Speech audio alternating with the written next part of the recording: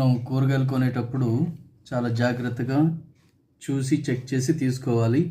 ఇక్కడ మామూలుగా చూస్తుంటే టొమాటోస్ మంచిగా ఉన్నట్టు ఉన్నాయి కదా, కానీ ఈ టొమాటోస్ తీసుకునేటప్పుడు ఒకసారి మొత్తం చుట్టూరు చూడండి. ఫర్ ఎగ్జాంపుల్ ఇక్కడ చూడండి, 2 హోల్స్ లాగా ఉన్నాయి. ఇది బైట్, అది స్నేక్ బైట్ అయి ఉండొచ్చు, లేదా ర్యాట్ బయట అయి ఉండొచ్చు, ఎలుకలు కొరికి ఉండొచ్చు, లేదా పాము పొలాల్లో ఉన్నప్పుడు కొరికి ఉండొచ్చు, మనకు తెలియదు.